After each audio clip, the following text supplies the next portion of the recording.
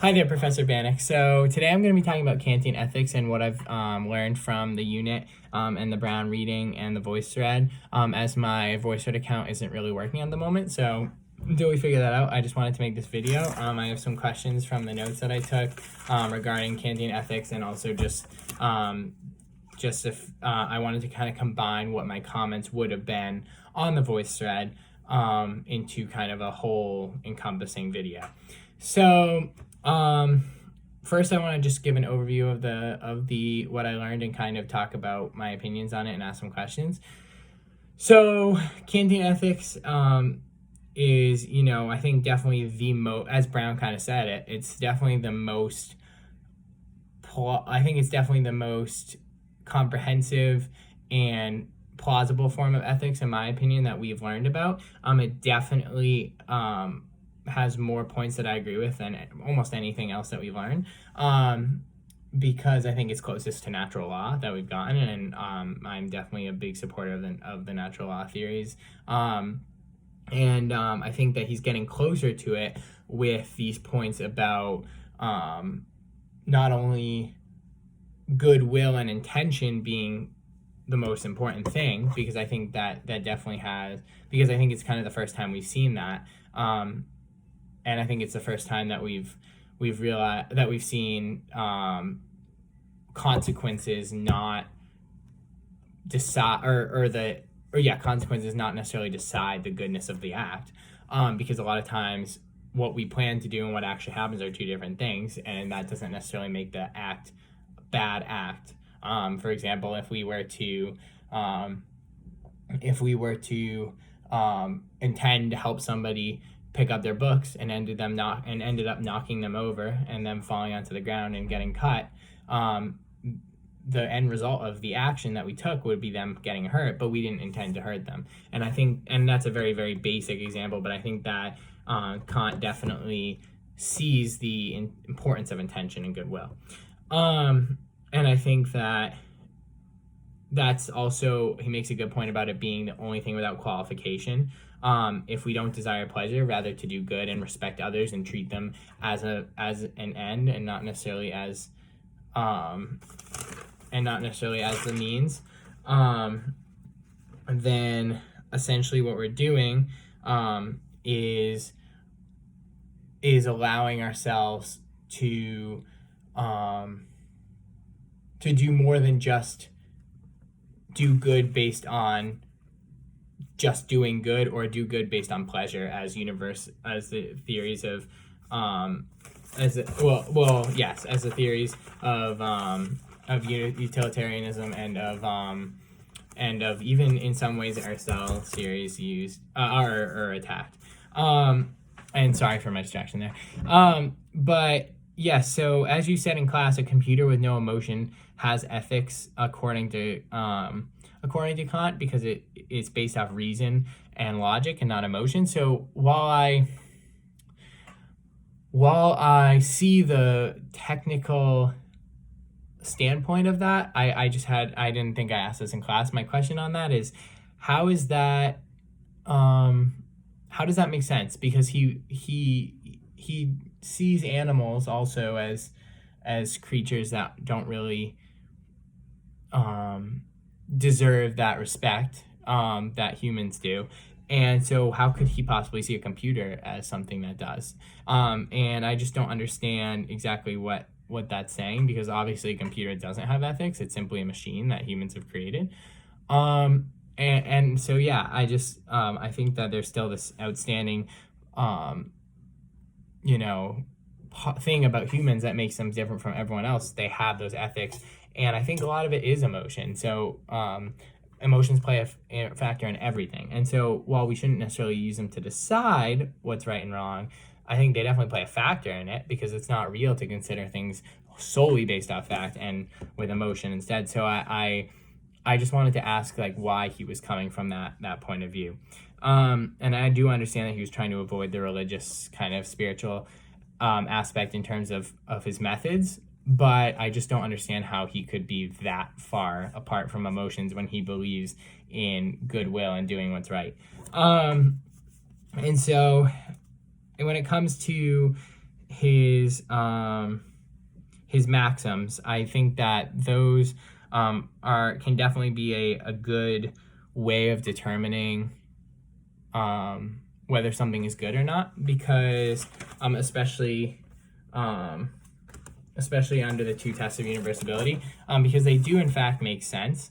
And it's weird because I never expected this algorithm to make sense, simply because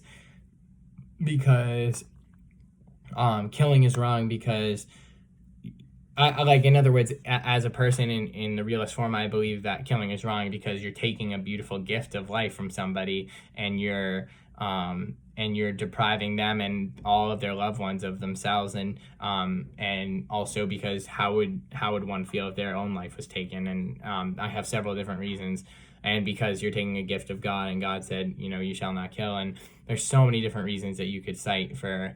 And I think we'll get into those later there's also an intuition about it, and I think we'll get into those later as you get into natural law. But for him, killing is wrong because if everyone killed, then everyone would die, and that's it. It's a perfect duty. And so I understand, I think it's a good test, because if you put it through, a lot of times these things that we know to be wrong, killing, stealing, all of these things, lying, right? Those are perfect duties, something you should never ever do, and I think he's totally right about that. So in a way, the outcome of the test works.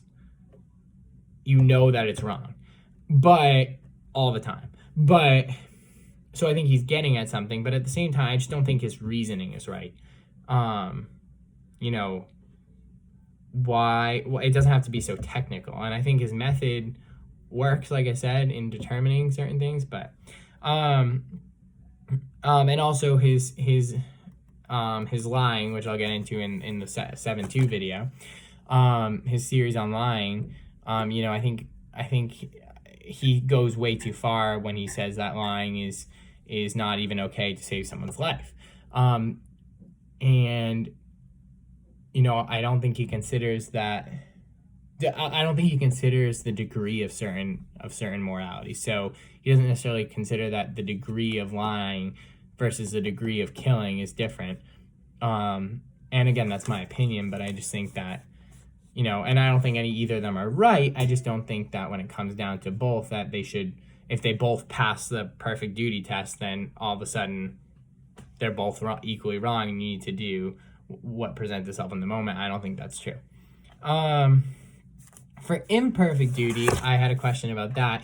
If improving yourself is an imperfect duty, then how can improving yourself be an imperfect duty? Because if you look at, everybody, if everybody did not improve themselves, we would probably have no economy, no jobs, and thus no ability, no chance to thrive, no ability to thrive, and as human beings, and consequentially probably a very difficult ability to survive or to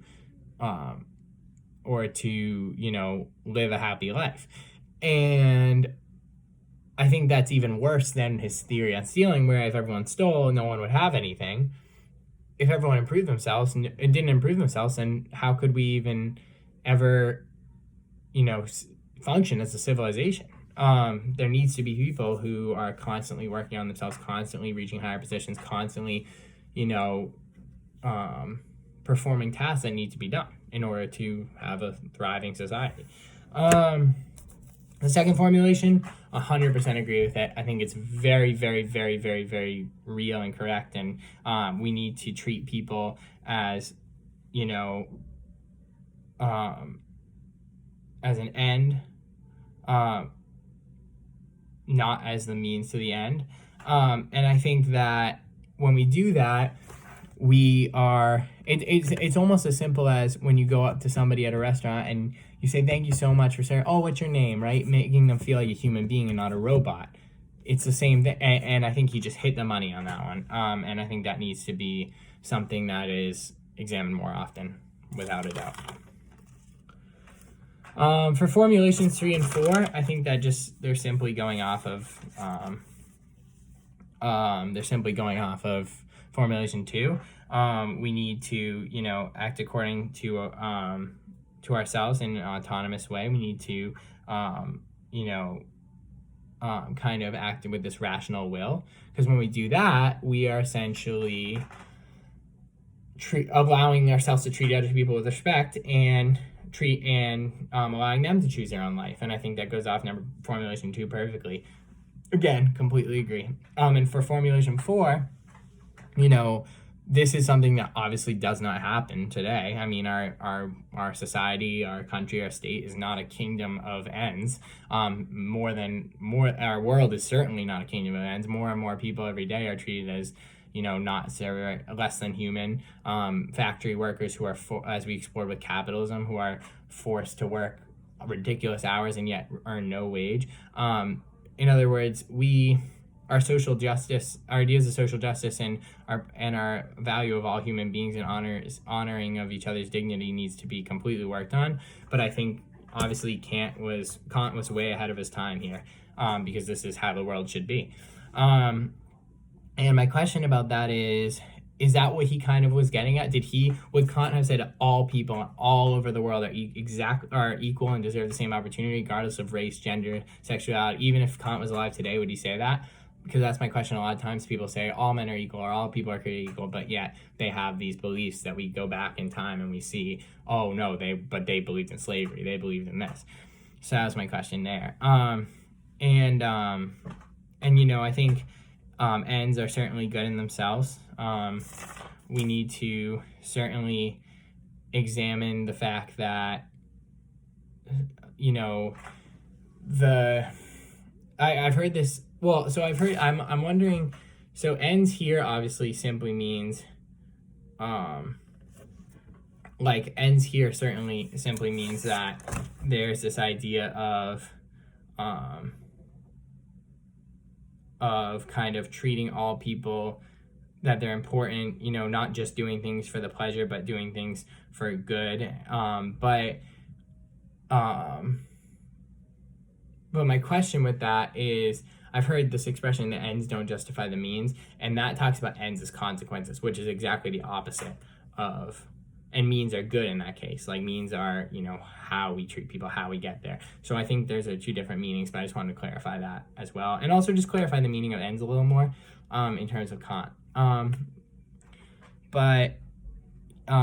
Yes, and then my last thing I wanted to go over was categorical and hypothetical imperatives. So, simply the way I understand it, hypothetical imperatives are simply, you can opt out of them. They're simply not moral. So but my question about that is, in order to make someone smile, you could say that they have a pretty smile, or they have a pretty face or something, or they're a nice person. Wouldn't that be a sort of categorical imperative because you're being kind, or is that just simply beyond the point? And because I do understand it can also be like, if you're hungry, get a sandwich. And so that can be something you can opt out of. I guess you could opt out of making someone smile voluntarily, but what if it was in order to save someone's life, you must prevent them from being attacked by this man coming in 1 minute?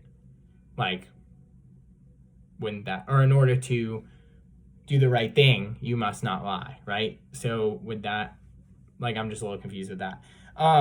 But categorical imperatives, I do understand, are absolutes, and there's no ends, ifs, ands, and buts. But there's no ifs. But I feel like there's no ifs, ands, or buts to something in order to do the right thing. But I feel like I might be stretching the point there.